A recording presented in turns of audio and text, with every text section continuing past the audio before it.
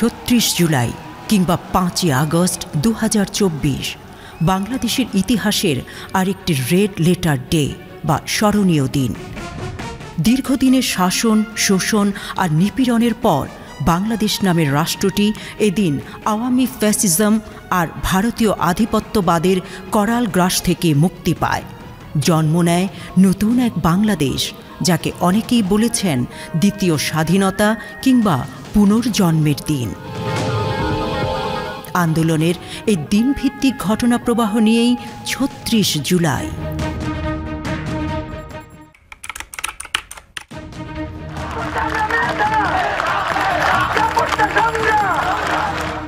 এদিন বৈষম্য বিরোধী ছাত্র আন্দোলনের পূর্ব ঘোষিত কর্মসূচি অনুযায়ী কোটা বাতিলে ঢাকা, চট্টগ্রাম, খুলনা ও গোপালগঞ্জে শিক্ষার্থীরা সড়কে অবস্থান নিয়ে বিক্ষোভ করেন। 5ই জুলাই সর্বপ্রথম এই 16 শহর স্টেশনে প্রথম শিক্ষার্থীরা এখানে অবস্থান নেয় এবং তার পরবর্তীতে চট্টগ্রামের যারা শিক্ষার্থীরা আছে তারা নানানভাবে শিক্ষার্থীদের এই আন্দোলনের সাথে একীভূত হয়ে যায়। 2018-এর কোটা সংস্কার আন্দোলন এবং নিরাপদ সড়ক আন্দোলন এবং ধর্ষণ বিরোধী আন্দোলনের পরিপ্রেক্ষিতে এবং মানুষের যে স্বতঃস্ফূর্ত যে অংশগ্রহণ, সেটা আমরা বলতে পারি মানুষ যে কথা বলতে পারতো না, মানুষের যে কথা বলার জায়গাটা সংকুচিত হয়ে আসছিল এবং কথা বলার একটা জায়গা হিসেবে এই 16 শহর জায়গাটিকে তারা বেছে নিয়েছিল।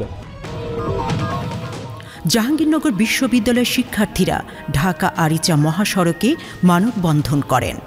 এ সময় তারা রোববার বেলা 3টা থেকে সন্ধ্যে 6টা পর্যন্ত 3 ঘণ্টা একই সড়ক অবরোধের ঘোষণা দেন। 5ই জুলাই ওই দিন আমাদের ঢাকা কেন্দ্রিক আমাদের কোনো কেন্দ্র ঘোষিত কর্মসূচি ছিল না। ওইরকম আমরা 4ই জুলাই ঢাকা বিশ্ববিদ্যালয়ের হলগুলোতে আমরা প্রচারণা চালিয়েছি, আমরা গণসংযোগ চালিয়েছি অনলাইনে অফলাইনে। এর বাইরে আমাদের বইসা আর কর্মসূচি ছিল সারা বাংলাদেশেই আর কি, মেনলি ঢাকায় ছিল না, বাট আমরা সারা বাংলাদেশের বিভিন্ন গুরুত্বপূর্ণ সড়কগুলোতে আমরা অবরোধ করেছি। আমাদের বিশেষ করে ঢাকা চট্টগ্রাম মহাসড়ক, তারপরে খুলনা বিশ্ববিদ্যালয়ের শিক্ষার্থীরা তারা বিভিন্ন এলাকায়, অর্থাৎ এলাকা ভিত্তিক যে সমস্ত আমাদের আন্দোলনের কর্মীরা ছিল তারা তাদের এলাকায় এরকম তারা কর্মসূচি পালন করেছে। তো তাদের এই বিভিন্ন গুরুত্বপূর্ণ সড়ক অবরোধ করে দেওয়ার ফলে সরকারের উপর আসলে চাপ সৃষ্টি হয়েছিল।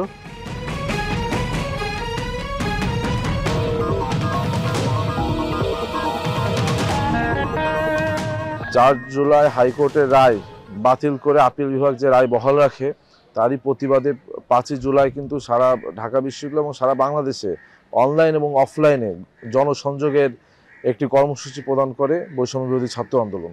তারই প্রেক্ষাপটে আমরা বিভিন্ন আমরা যারা ঢাকা বিশ্ববিদ্যালয়ে ছিলাম বিভিন্ন হলে যে আমরা জনসংযোগ করি এবং বিশেষ করে অনলাইনে সামাজিক যোগাযোগ মাধ্যমে আমরা সরব হয়ে উঠি। খুলনা বিশ্ববিদ্যালয়ের শিক্ষার্থীরা 0 পয়েন্ট ও গল্লামারি মোড়ে 2 ঘণ্টা অবস্থান করেন। আর চট্টগ্রাম নগরীর 2 নম্বর গেট সংলগ্ন সড়ক অবরোধ করেন চট্টগ্রাম বিশ্ববিদ্যালয় সহ বিভিন্ন শিক্ষা প্রতিষ্ঠানের শিক্ষার্থীরা। চট্টগ্রাম এত বড় একটা শহর, এত ইম্পর্টেন্ট একটা জায়গা, এটা প্রত্যেকটা শিক্ষার্থীদের দেখে যেহেতু দাবি এটাকে পুরো চট্টগ্রামে ছড়িয়ে দেওয়া উচিত। তো পরবর্তীতে আমরা ওই দিন এর আগে পূর্ব কোনো ঘোষণা ছিল না যে আমরা আন্দোলন ক্যাম্পাস থেকে শহরে শিফট করব, কিন্তু পরে যখন সবাই আসছে আমরা ভাবছিলাম যে যদি সংখ্যাটা বেশি হয় তখন ইনস্ট্যান্ট আমরা সিদ্ধান্ত নিব। সেদিন শুক্রবার ছিল, তো আমরা শহীদ মিনারে কর্মসূচি ঘোষণা করার পরবর্তী দেখি যে 300-400 মানুষ আসছে, 300-400 স্টুডেন্ট আসছে। তখন আমরা আন্দোলনটাকে হুট করে আমি বলি যে আসলে আমরা আন্দোলনটাকে ক্যাম্পাস কেন্দ্রিক না করে শহর কেন্দ্রিক করতে চাই এবং সবার কাছে যেতে চাই, সবাই যেন এটাতে ইনক্লুড হতে পারে। কারণ যেহেতু আমাদের ক্যাম্পাস থেকে শহরের দূরত্ব প্রায় 20 কিলোমিটারের মতো, শহর থেকে আন্দোলনে আসলে ক্যাম্পাসে কেউ আসতে পারে না, আবার ক্যাম্পাস থেকে আন্দোলনে শহরে গিয়ে আন্দোলন করাটা একটু কষ্ট হয়। তো সেই জন্য আমরা আন্দোলনে যখন শিক্ষার্থীরা আসে তখন আমরা সবাইকে এটা বোঝাই এবং আমরা ইনস্ট্যান্ট সিদ্ধান্ত নিয়ে শাটলে করে শহরে যাই। সেদিন জাস্ট আমরা গণসংযোগ টাইপ করি, সবাইকে জানান দেই যে আমরা আন্দোলনটা আসলে শহরে করব অ্যান্ড পরবর্তী কর্মসূচি ঘোষণা করা হবে অনলাইনের মাধ্যমে। আমরা প্রতিদিনই কর্মসূচিগুলো ফেসবুকের মাধ্যমে, আমাদের ফেসবুক গ্রুপ ছিল, ফেসবুক নিজেদের প্রোফাইলের মাধ্যমে এটা শেয়ার করতাম। তো 5 তারিখ মূলত আমরা আন্দোলনটা ক্যাম্পাস থেকে শহরে মুভ করি অ্যান্ড প্রতিদিনই কেন্দ্রীয় কর্মসূচি ঘোষণা অনুযায়ী আমাদের কর্মসূচিগুলো বাস্তবায়ন হতো। ঢাকায় যেই কর্মসূচি থাকতো ঠিক সেম কর্মসূচি সারা বাংলাদেশে থাকতো, যার কারণে আসলে এই আন্দোলনটা সফল হয়।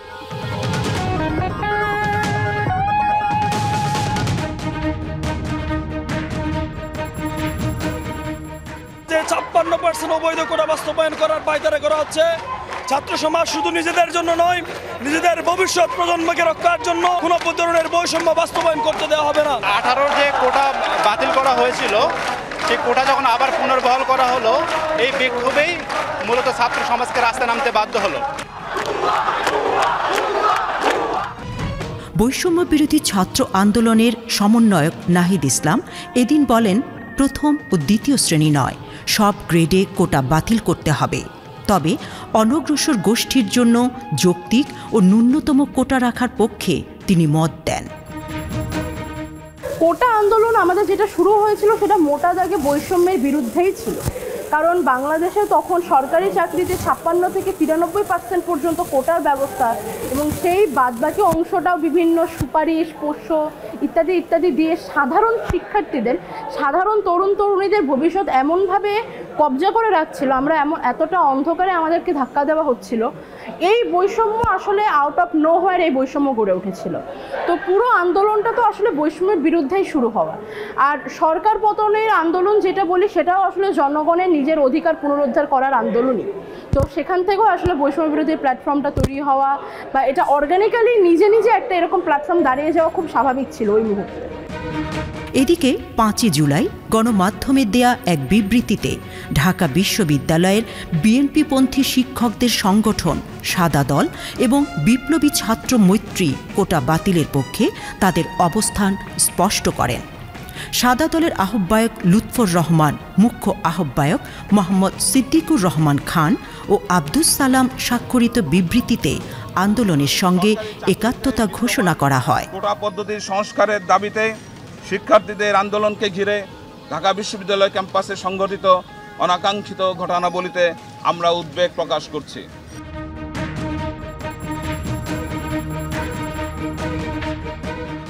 আমরা ঢাকা বিশ্ববিদ্যালয়ের শিক্ষার্থীরা যারা আন্দোলনে ছিলাম, আমাদের পাশে তখন হচ্ছে আমাদের বিশ্ববিদ্যালয়ের সাদা দল, বিএনপি জামায়াতপন্থী দল, তারা হচ্ছে বিবৃতি দিয়ে তারা হচ্ছে আমাদের পাশে দাঁড়িয়েছিল। সো তাদের যে আমাদের প্রতি পজিটিভ রেসপন্স, তাদের যে আমাদের পাশে দাঁড়ানোর এই ঘটনা, এটা আসলে আমাদেরকে খুব বেশি ফুয়েল দিয়েছিল এবং আমরা অনেক বেশি উৎসাহ পেয়েছিলাম যে আমরা আসলে একা নই, আমাদের সাথে আমাদের সম্মানিত শিক্ষকরা রয়েছেন, আমাদের অভিভাবকরা রয়েছেন। তো এই ঘটনা আসলে আন্দোলনের মোড় ঘুরে দেওয়ার জন্য, আমাদের শক্তি, সাহস, উদ্দীপনা বৃদ্ধি করার জন্য একটা স্পেসিফিক ঘটনা।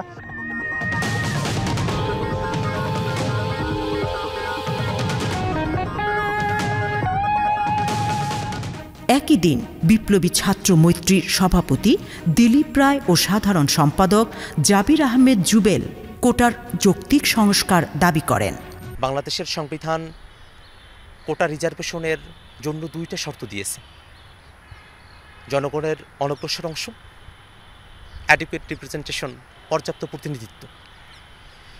কিন্তু যে মুক্তিযোদ্ধা কোটা এবং তার যে ব্যাপ্তি সন্তানান এবং নাতিপুতি পর্যন্ত, আমরা দেখি যে সামগ্রিকভাবে মুক্তিযোদ্ধারা বা তাদের পরিবারের বংশধররা তারা বাংলাদেশের অনগ্রসর জনগোষ্ঠীর অংশ, এটা সর্বৈব অসত্য। একই সাথে যদি তাও হয়ে থাকে, যারা জনসংখ্যার 1% নন, তাদের জন্য সরকারি চাকরিতে 30% কোটা রাখা, এটা যে স্পষ্টতই সংবিধান লঙ্ঘন করা, মানুষের সমতার যে সুযোগের অধিকার, সে অধিকারকে ক্ষুণ্ণ করা, এই বক্তব্যগুলো আমরা উত্থাপন করেছি। আন্দোলনের সময়কালে আমরা অ্যাটর্নি জেনারেলের কাছে দরখাস্ত দিয়েছি যাতে করে সেই রায়টাকে স্থগিত রাখা হয়। কিন্তু আমরা দেখেছি সরকারের তরফ থেকে হাইকোর্টকে ব্যবহার করে এই রায়টাকে নিয়ে সবসময় একটা টালবাহানা করা হয়েছে। বৃহস্পতিবার মধ্যরাতে নিষিদ্ধ ঘোষিত ছাত্রলীগের কেন্দ্রীয় সভাপতি সাদ্দাম হোসেনের অনুসারী বিশ্ববিদ্যালয়ের অমর একুশে হলের পদপ্রত্যাশীরা বৈষম্য বিরোধী ছাত্র আন্দোলনের অন্যতম ফ্রন্ট লাইনার সার্জিস আলমকে হল থেকে বের করে দেওয়ার ঘোষণা করে। খবর পেয়ে সাধারণ শিক্ষার্থীরা জড়ো হলে প্রশাসন সার্জিস আলমকে তার কক্ষে পৌঁছে দেয়। পরে এই সংবাদটা যখন একুশে হলের সাধারণ শিক্ষার্থীদের মাঝে ছড়িয়ে পড়ে, তখন তারা তাদের নিজস্ব মেসেঞ্জার গ্রুপ, হোয়াটসঅ্যাপ গ্রুপগুলোতে সব শিক্ষার্থীদের, একুশে হলের সব শিক্ষার্থীদের হল গেটে অবস্থান করার জন্য আহ্বান জানায়। যে যার মতো করে আমরা হল গেটে চলে আসি এবং সার্জিস ভাইকে ঘিরে সবাই স্লোগান দিতে থাকি। আমার রুমমেট যে বন্ধু তাকে হচ্ছে ডেকে হলের একাধিক স্টুডেন্ট অ্যাকচুয়ালি ডেকে বলেছে যে তাদেরকে ছাত্রলীগের হাইকমান্ড থেকে তাদেরকে বলা হয়েছে যেহেতু আমি কোটা সংস্কার আন্দোলন 2024-এর সমন্বয় প্যানেলের একজন ঢাকা বিশ্ববিদ্যালয়ের, আমাকে যেন হচ্ছে হল থেকে আমি যেন চলে যাই, যেন বের করে দেওয়া হয়, এটা বলা হয়েছে। তো ওই রুমমেট আমার সাথে দ্রুত গিয়ে দেখা করে এটা বলে। এরপর আমি যারা বলেছে এটা তাদেরকে আমি ডেকে নিই যে আসলে এরকম কিছু বলেছে কিনা, মিস ইনফরমেশন থাকতে পারে। তারা বলেছে হ্যাঁ বলেছে। এরপরে আমি হলে আসি, আমি অ্যাকচুয়ালি কাউকেই কিছু বলিনি, আমি ব্যাগ নিয়ে হচ্ছে মানে জাস্ট চলে যাওয়ার জন্য, আমি চাচ্ছিলাম না এটা কোনো বড় ইস্যু হোক, তো এই জন্য আমি ব্যাগ নিয়ে বের হই। তো যখন আমি বের হই তখন দেখি যে 21 হলের যত স্টুডেন্ট আছে তারা কোনোভাবে এটা জানতে পেরেছে যে আমাকে হল থেকে যেতে বলা হয়েছে, আমি চলে যাচ্ছি। 21 হলের সম্পূর্ণ স্টুডেন্টরা এখানে এসে হল গেটে দাঁড়িয়ে যায় এবং তাদের কথা হচ্ছে তারা আমাকে হল থেকে যেতে দিবে না, কারণ যেহেতু আমরা একটা ন্যায্য দাবির পক্ষে, যৌক্তিক দাবির পক্ষে আমরা একটা আন্দোলন করছি এবং এটা অ্যাকচুয়ালি সবার প্রাণের দাবি। সো আমি যদি চলে যাই তারা সবাই ডিমোরালাইজড হয়ে যাবে।